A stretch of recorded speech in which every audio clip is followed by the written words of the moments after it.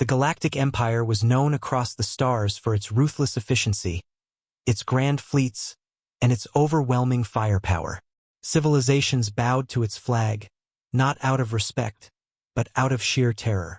Its armadas of sleek, black warships were symbols of dominance, and its admirals believed no race could ever challenge them, until they met humans. Admiral Zarthal of the Grand Imperial Navy stood on the bridge of his flagship, the Eternal Majesty. The ship was a 15-kilometer-long marvel of engineering, bristling with plasma cannons, ion torpedoes, and shields so powerful they could shrug off asteroid impacts. Today, Zarthal was preparing for a routine intimidation mission. The Empire had recently discovered a small, insignificant blue planet called Earth. Their strategy? Show overwhelming force, demand surrender, and then annex the species before they knew what hit them. "Admiral, we've reached the Sol system," reported Lieutenant Kriv, his scales glimmering under the dim bridge lights. "Our long-range scans detect, something odd." "What do you mean odd?" Zarthal's voice was a guttural snarl. "They've sent ships to meet us, sir," Kriv said, pausing as if the words didn't make sense. "They appear to be mismatched vessels. Some look like old sea ships, others are painted bright colors.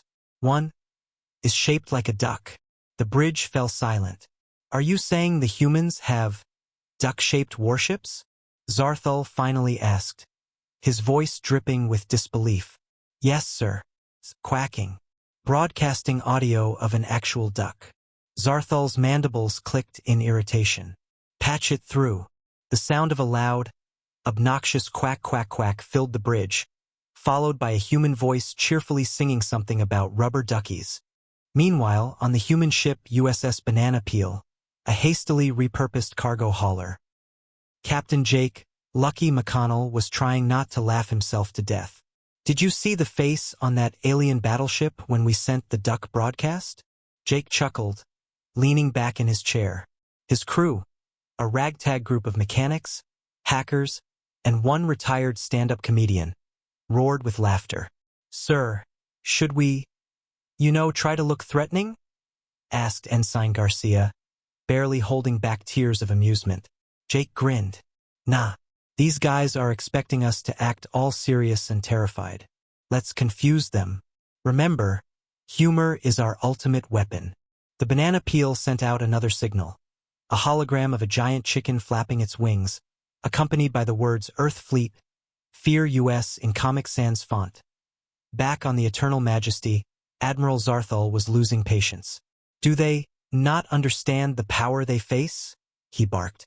"Sir," Kriv said hesitantly, "the humans are sending us something new." A massive projection appeared on the bridge. A human man wearing sunglasses, eating a slice of pizza, with text underneath, "Surrender?" "Lol, no." "What is pizza?" Zarthal demanded. "Unknown weapon, sir. It appears to be edible." The Admiral's clawed hand slammed on the console. "Enough games. Prepare the plasma cannons. We'll show them why the galaxy fears us." As the Empire's fleet powered up its weapons, the humans did something unexpected. They didn't run. They didn't fire back. Instead, the banana peel launched balloons. Yes, balloons. Hundreds of colorful helium balloons shaped like smiling faces, ducks, and, for some reason, tacos. They floated harmlessly toward the Imperial Armada.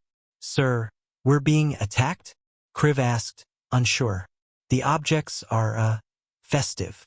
Shoot them down." Zarthal roared. Plasma cannons blazed, vaporizing the balloons. But as they burst, each one released glitter, microscopic, shiny flakes that spread across the void and stuck to the Imperial ships. The Eternal Majesty, once a terrifying monument of war, was now covered in a rainbow of glitter that sparkled under the starlight. "Sir," Kriv said quietly, "our ships look like party decorations." Zarthal's mandibles twitched in humiliation.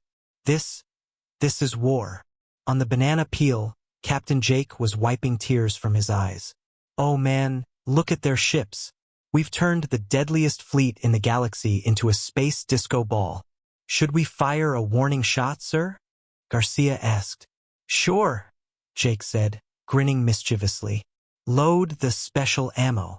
A few minutes later, the Empire's scanners detected a projectile heading their way. Panic filled the bridge. But when they magnified the image, they saw a burrito, a giant spinning burrito. It wasn't even dangerous, just a wrapped tortilla stuffed with beans and cheese, floating lazily through space. Zarthal stared at the display. They are mocking us. The standoff lasted hours. The Empire's ships, now half-coated in glitter and burrito sauce from an unfortunate collision, simply didn't know what to do.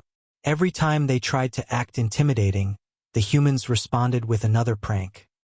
Loud bagpipe music, a hologram of a dancing cat, or, most humiliatingly, a massive We Red Heart Space Puppies banner projected across the flagship's hull.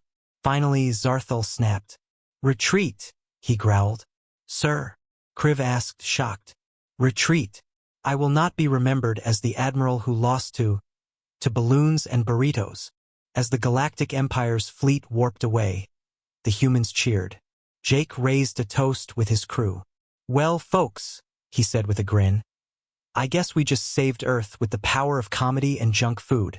And somewhere in the galaxy, a humiliated Admiral Zarthal vowed never to underestimate humans again, though he would spend years trying to explain to the Imperial High Council why their glorious fleet smelled faintly of tacos.